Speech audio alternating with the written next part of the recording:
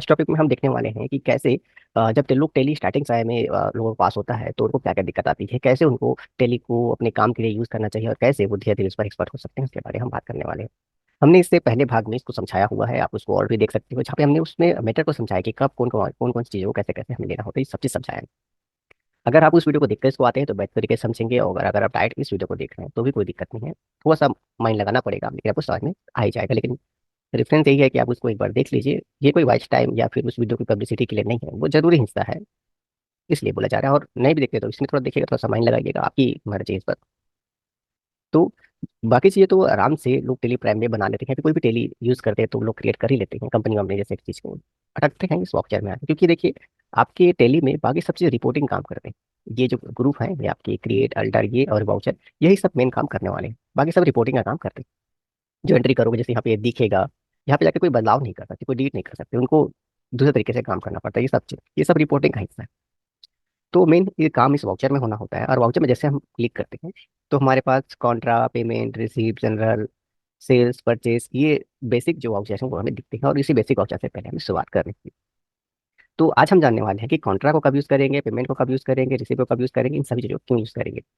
तो पिछले वीडियो हमने समझाया था कि हमें कॉन्ट्रा तभी यूज़ करना चाहिए जब हमारे पास तीन कंडीशन हो। कंडीशन नंबर वन, अगर ट्रांजेक्शन बैंक टू बैंक हो रहा हो। Condition number two, cash to bank हो रहा हो। Condition number three, bank to cash हो रहा हो। इसका मतलब है, यदि आपके एक बैंक से पैसा निकाल के आपके किसी दूसरे बैंक में जमा हो रहा हो तो काउंटर, दुकान में रखा हुआ पैसा बैंक में जमा कर रहे हो तो काउंटर, कैश टू बैंक, और किसी काम के लिए पैसा निकाल रहे हो तो भी काउंटर, यानी बैंक टू कैश। अब ये जो तीनों चीज करने वाला जो होना चाहिए वो कंपनी का जो ऑनर है वो करे, या फिर ऑनर का रिप्रेजेंटेटिव जो भी है वो करे। यानी जिसके पास कंपनी का एटीएम है, सरल शब्दों में आपको समझाने के लिए कह सकते हैं, या जो अधिकारी रखता है वही एंट्री करे, तो काउंटर बटन का हमें यूज करना चाहिए। यहाँ पे अगर किसी दूसरे पर्सन, जैसे किसी खरीदार को पैसा आप दे दिए, किसी व्यक्ति से कोई कस्टमर के अकाउंट में पैसा डाल दिया, तो काउंटर बटन यूज नहीं करना है। वो अदर पर्सन के लिए, उसके लिए पेमेंट रिसीव दिया हुआ है।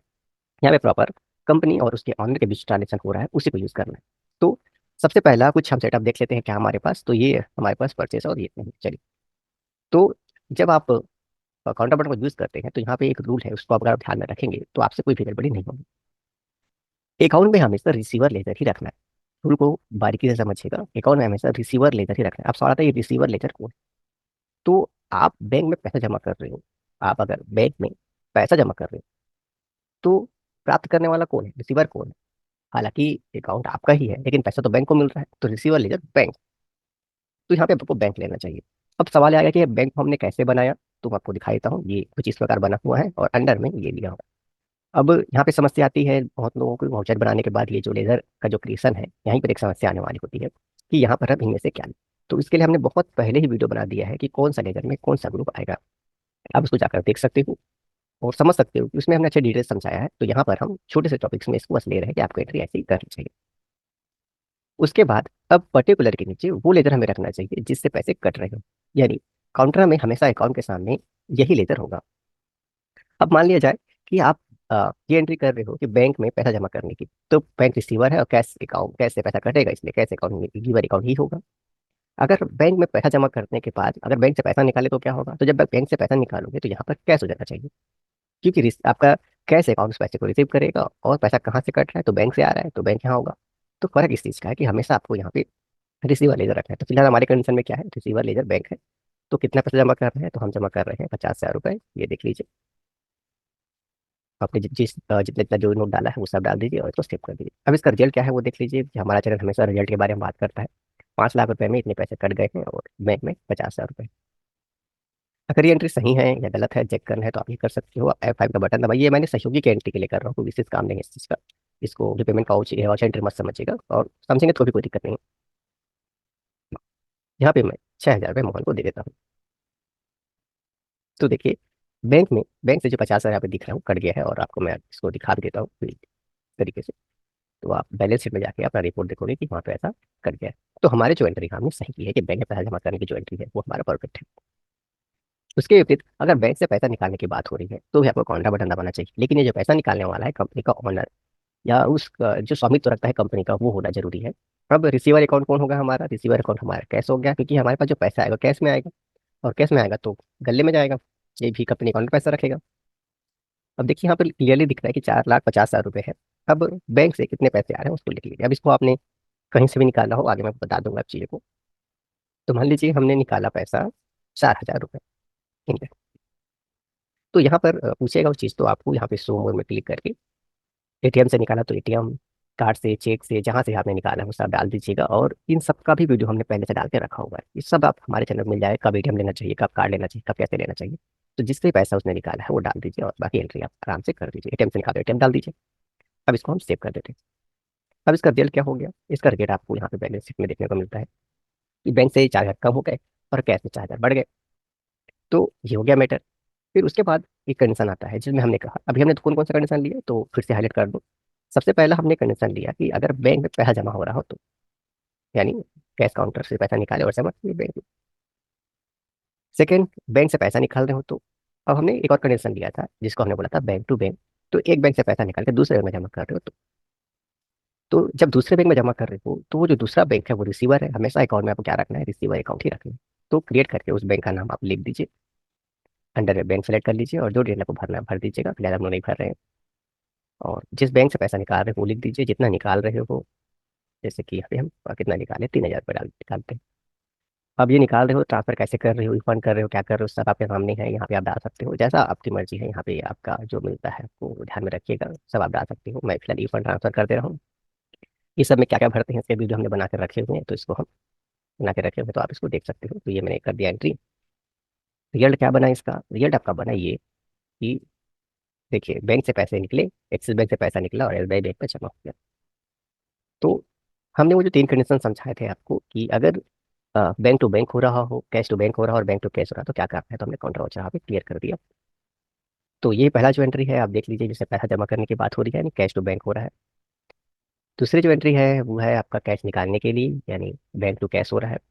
और ये तीसरी एंट्री है bank to bank, Axis bank से पैसा निकाल के एसबीआई बैंक में जमा करने की बात हो रही है। अगर हम एसबीआई बैंक से पैसा निकाल के एक्सिस बैंक में जमा करते तो एसबीआई नीचे होता और एक्सिस बैंक ऊपर होता। यहाँ पे हमेशा रिसीवर एक ही रहता है। इसको अगर आप ध्यान में रखेंगे तो कोई भी अकाउंट वाउचर आपका गड़बड़ नहीं होगा। ये सभी वाउचर हमने तभी किए हैं जब कंपनी का जो ऑनर है इन सब चीज को मैनेज किया, यानी वो पैसा निकाला, वो जमा करवाया तभी। नेक्स्ट, आप पेमेंट वाउचर में जब भी आते हैं तो अभी हाल ही मैंने एंट्री की हुई है, उसको आप रिफरेंस ले सकते हैं। तो अगर यहाँ पे दो कंडीशन हो रहा हो कि अगर पैसा बैंक से कट रहा हो, यानी इन दोनों बैंक से या फिर एक कोई एक बैंक से, या पैसा कैश से किसी को दे रहे हो, तो आपको आपको पेमेंट वाउचर लेना चाहिए। जैसे हम कैश में लेते हैं तो कैसी एंट्री होगी, उसके विपरीत अगर हम यहाँ पे कोई बैंक लेते हैं तो भी एंट्री ऐसे ही होगी। यानी ये जो नीचे वाला मीटर है जो बदलेगा नहीं, यहाँ पे हमेशा वो व्यक्ति रहेगा जो पैसा प्राप्त कर रहा है। और यहाँ पे पेमेंट में हमेशा वो लेजर रहेगा जिससे पैसा कट रहा है। कैश में दे रहे हो तो कैश, और बैंक से दे रहे हो तो बैंक। कैश में दे रहे हो तो कोई दिक्कत नहीं है, आपको मैं और भी चीज़ें दिखाता हूँ। ये कैश है, ऐसा करके जब आगे बढ़ोगे तो यहाँ पे कुछ भी नहीं पूछेगा। लेकिन अगर वहीं पर अगर आपने यहाँ पे बैंक दे दिया तो चीज़ें कुछ बदल जाएंगी। और हो जाने से पहले आपसे पूछेगा कि पैसा चेक से दिए, ई फंड ट्रांसफर किए, कैसे किए, कार्ड से दिए, एटीएम कार्ड से निकाल के दिए, कैसे दिए, आप सब यहाँ पे आपके लिए आ जाएगा। लेकिन ये जो एंट्री है ये आप ध्यान में रखेंगे। काउंटर वाउचर जो है वो पैसा निकाला कंपनी काउंटर, लेकिन अपने पास ही रखा, किसी दूसरे पर्सन को नहीं दिया। चाहे वो कैश टू बैंक कर रहा है, बैंक टू कैश कर रहा है, एक बैंक से निकाल कर दूसरे बैंक में जमा कर रहा है, ये सभी चीज कंपनी के ऑनर का है। लेकिन पेमेंट हमें तभी लेना है जब किसी अदर पर्सन के लिए चीज हो, यानी बैंक से पैसा निकालो लेकिन अदर पर्सन को दो, तो पेमेंट। तो जो आपको अच्छा लगता है वो डाल दीजिएगा। कैसे कैसे सब एंट्री करते हैं इसके बारे में हमारे पास वीडियो है, हमने बना कर रखा होगा, आप इसको देख सकते हैं। तो पेमेंट वाउचर में सिर्फ इतना ही ध्यान में रखना है हम लोग को।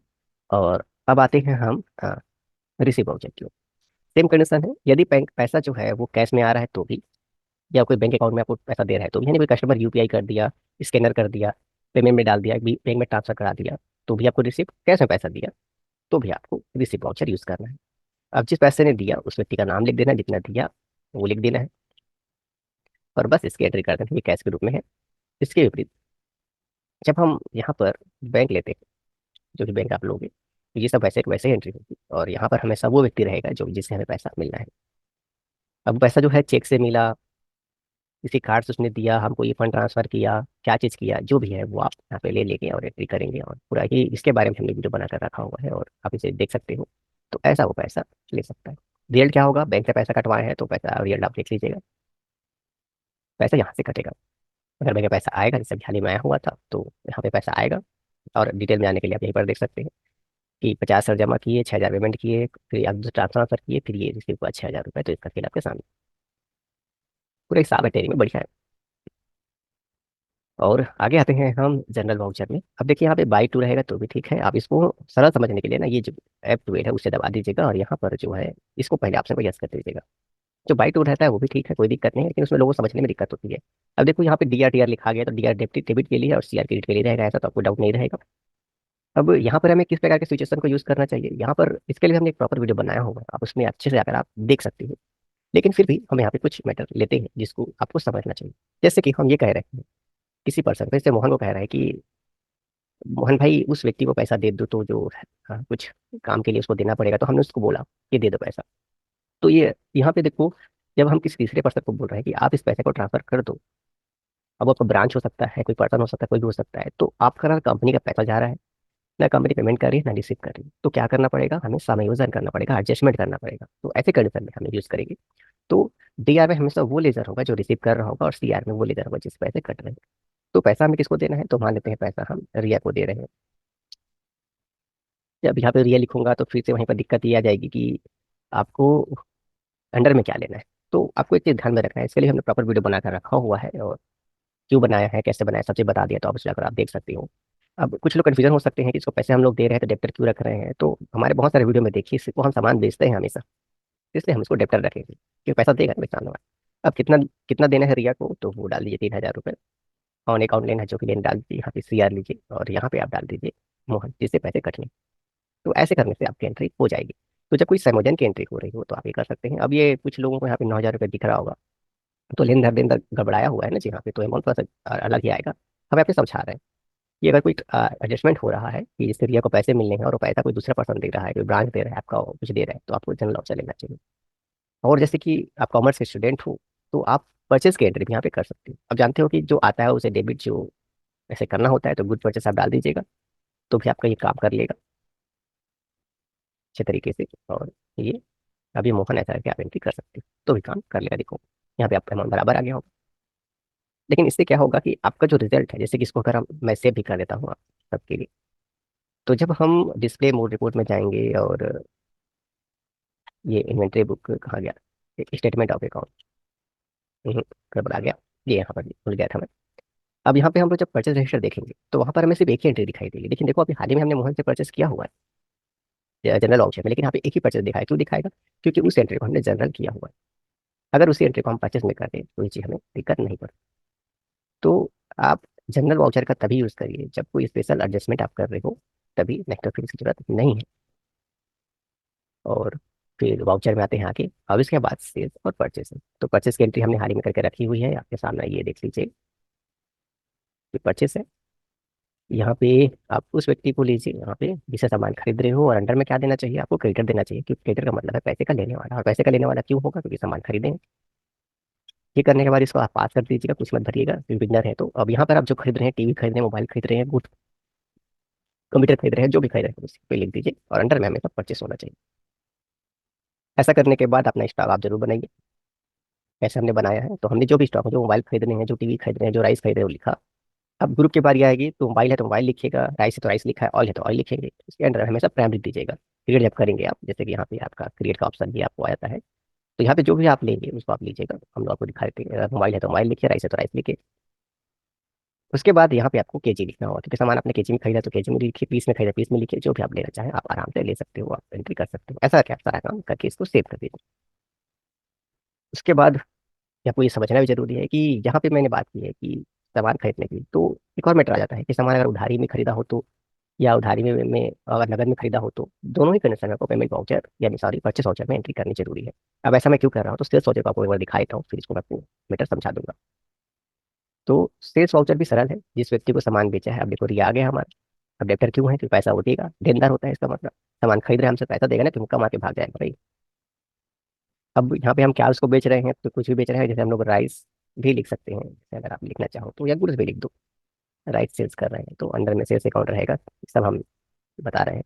अब उस सामान को जितना केजी बेचा है, जिस रेट में बेचा है, वो लिख के अपना काम आप कंप्लीट करिए। अगर ये जो पर्सन है ये नगद खरीदता, अभी हमसे नगद मतलब सामान लिया, पैसा दिया, तो भी हम सेल्स में एंट्री करते हैं, और उधारी में है तो फिर हम सेल्स में एंट्री करते हैं। अब इसको मैंने आपको समझाया है। अब ये मैंने क्यों कहा कि दोनों कंडीशन हमें कैश लेना चाहिए, ये क्या बोलते हैं, सेल से परचेस लेना चाहिए, तो उसको समझने के लिए इन दोनों एंट्री को हम लोग फिलहाल लीड करते हैं। अब देख लेते हैं, मोहन के नाम से कुछ और एंट्री है, ये भी डिलीट कर लेते हैं। चलिए, अब इसको समझने के लिए आपको मैं डे वाउचर में यहाँ पे एंट्री को दिखाता हूँ कि यहाँ पे हमारे पास कुछ और लेन देन बचा है क्या। ये रिसीट की एंट्री है, किसे भी डिलीट कर देते हैं। तो अब हमारे पास देखिए, न तो किसी किसी का कुछ लेना देना, ना किसी को देना बाकी है, सब चीज़ हमारे सामने है। तो अब शुरुआत करते हैं। मान लीजिए मोहन से हमने उधारी में सामान खरीदा, तो हमें क्या करना है, हमें बटन दबाना है F9। जो बिल ना बिल दिया है उसको बिल डालना है, अपने मोबाइल को सिलेक्ट करना है, जो सामान खरीद रहे हो वो सिलेक्ट करना है, और जितना पीस खरीद रहे हो उतना पीस, जिस रेट में खरीद रहे हो उस रेट में आप कर दीजिए इसको एंटर। बस काम कंप्लीट। ये कब मैंने बोला, जब मैंने कहा कि सामने वाले से उधारी में सामान खरीद रहे तो। लेकिन अगर सोचो कि ये अगर तुरंत क्या बोलते हैं नगद में होता तो क्या करते हम, तो भी कुछ नहीं, कोई दिक्कत नहीं। आपको बस ये जो परचेस की एंट्री जैसा आप कर रहे थे वैसा करिए, कोई भी फर्क नहीं करना है आपको, किसी भी तरीके से चेंजेस नहीं करना है। ये एंट्री करने के बाद, तो जैसे आपने परचेस की एंट्री की तुरंत वाउचर में जाके F5 का बटन दबाना है, और पैसा कैश में दे रहे हो तो कैश में, और जैसा भी दे रहे हो फटाक से वहां पे 6,000 रुपये आपको लिख देना है। ये हो गया नगद। मतलब कोई भी कंडीशन हो, अगर उधारी हो, नगद हो, हर एक चीज पर आपको परचेस की एंट्री करनी है। अगर तुरंत पैसा दिया तो उनकी एंट्री तुरंत अदा कर लो। अब सवाल आता है ऐसा क्यों। तो सोचिए, अगर हम सिर्फ सामान आया आया ही लिखते हैं, पैसा दिया दिया नहीं लिखते हैं, तो कैसे हिसाब देंगे वहां कितना दे दिया है। अगर हम ये लिखते हैं कि पैसा दिया दिया दिया और कितना सामान आया आया नहीं लिखते हैं, तो पता ही चले कितना स्टॉक है। तो सामान खरीदने की एंट्री परचेस में, और पैसा अगर तुरंत दिया है तो पेमेंट की एंट्री पेमेंट में डेली एंट्री करने के लिए बोलता है। इसके विपरीत, जब सामान सेल कर रहे हो तो जो पर्सन है अगर उधारी में बेच रहा है तो भी, उधारी में अगर बेच रहे हो तो भी, या नगद बेच रहे हो तो भी आपकी एंट्री आपको यहाँ पे करनी होगी। जिस रेट में बेच रहे हो उस रेट में एंट्री करनी होगी। ये हो गया कंप्लीट, कि उधारी नगद सबके लिए बराबर है। अगर ये तुरंत पैसा दे दिया तो बस वाउचर में आपको F6 का बटन दबाना है, पैसा बैंक में दिया है तो बैंक में ले लेना है, जैसा दिया वैसा ले लेना है और अपना पैसा एंट्री कर देना है बस। और कुछ नहीं। आगे चेक से पैसा दिया, जिससे पैसा दिया ले लेना है। तो बस ये काम हमें करना हो। तो ये हमने आपको समझा दिया है कि कौन से वाउचर को कैसे कैसे यूज़ करना है। इस बेस का यूज़ करके आप बहुत कुछ कर सकते हो, बहुत कुछ समझ सकते हो। इसके बारे में कुछ और भी वीडियो आने वाले हैं, उसको भी आप ध्यान दीजिएगा तो आपका काम हो जाएगा। उम्मीद है कि जो नए लोग हैं उनको हम समझाने की कोशिश की है और बेहतर तरीके से समझ पाए हैं। तो अगर अच्छा लगा हो तो चैनल को लाइक सब्सक्राइब और शेयर करें, और मिलते हैं किसी नए वीडियो पर।